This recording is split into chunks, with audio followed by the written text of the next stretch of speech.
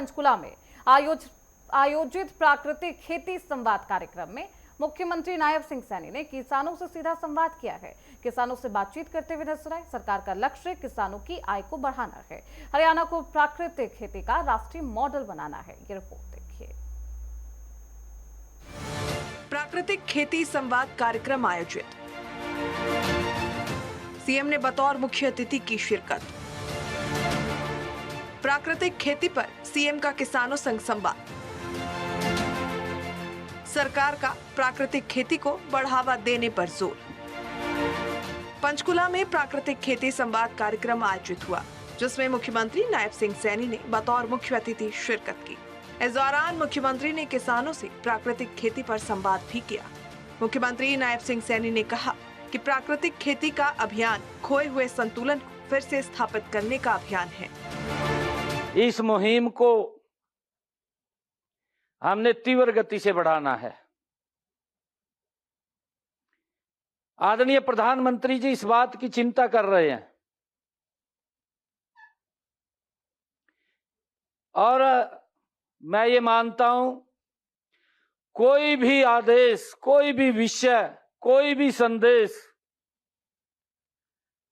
अगर आदरणीय प्रधानमंत्री जी देंगे तो हमारा हरियाणा उसको नंबर 1 पर लेकर के आगे बढ़ेगा। हमें ऐसा विश्वास है। प्राकृतिक खेती को लेकर के साथियों,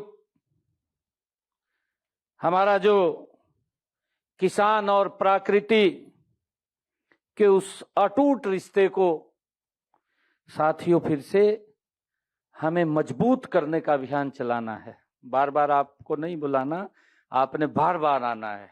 देश के यशस्वी प्रधानमंत्री आदरणीय मोदी जी का एक सपना है। उन्होंने कहा है, मोदी जी ने कहा कि प्राकृतिक खेती 21वीं सदी की आवश्यकता है। ये बात आदरणीय प्रधानमंत्री जी ने कही है। यह केवल उन्होंने कहा खेती का नया तरीका नहीं है, बल्कि धरती माता की ये सेवा का माध्यम है। इसके साथ ही मुख्यमंत्री ने कहा कि हरियाणा भी विजन 2035 हरित क्रांति 2.0 के संकल्प के साथ आगे बढ़ रहा है। हमारा जागरूक किसान, हमारा प्रगतिशील किसान हरियाणा की सबसे बड़ी ताकत है। वर्ष 2022 में प्राकृतिक खेती योजना शुरू की गई थी। ये योजना किसान, प्रकृति और भविष्य को जोड़ने वाला एक नया विकास मॉडल बनी। हरियाणा में प्राकृतिक खेती के लिए लगभग 2 लाख किसानों ने 3 लाख एकड़ भूमि का पंजीकरण करवाया है। केवल वर्ष 2025-26 में ही 20,727 एकड़ क्षेत्र में प्राकृतिक खेती की गई। इतना ही नहीं, कुरुक्षेत्र, जींद, सिरसा और करनाल में प्राकृतिक खेती के प्रशिक्षण केंद्र भी स्थापित किए गए। अब तक 13,300 प्रतिभागियों को प्रशिक्षण दिया जा चुका है। 6,234 सरपंचों को भी प्रशिक्षण देकर गांव-गांव प्राकृतिक खेती का संदेश पहुंचाने का काम किया। मुख्यमंत्री ने आगे कहा कि जब प्राकृतिक खेती की परंपरागत बुद्धिमत्ता और एआई साथ आएगी, तब हरियाणा की कृषि पूरे देश के लिए एक नया मॉडल बनेगी। वर्ष 2025 से सरकार ने प्राकृतिक खेती अपनाने वाले पात्र किसानों के लिए देसी गाय पर मिलने वाली सब्सिडी बढ़ाकर 30,000 रूपए की। एपीडा प्रमाणित प्राकृतिक एवं जैविक किसानों को 5 वर्षों तक प्रतिवर्ष प्रति एकड़ 10,000 रूपए की वित्तीय सहायता देने का निर्णय लिया गया है। उचित मूल्य के लिए पंचकुला, यमुनानगर, करनाल, सोनीपत, रोहतक, गुरुग्राम, फरीदाबाद, हिसार, चरखी दादरी और नारनौल की मंडियों में प्राकृतिक और जैविक उत्पादों के लिए अलग अलग स्थान उपलब्ध कराने का निर्णय लिया गया है।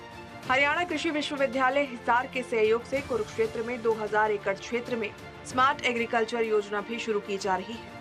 क्लस्टर आधारित प्राकृतिक खेती मॉडल के तहत प्रत्येक जिले में कम से कम एक मॉडल प्राकृतिक खेती क्लस्टर विकसित किया जाएगा। प्रत्येक क्लस्टर में कम से कम 100 किसानों की भागीदारी से 250 एकड़ से 400 एकड़ क्षेत्र शामिल किया जाएगा।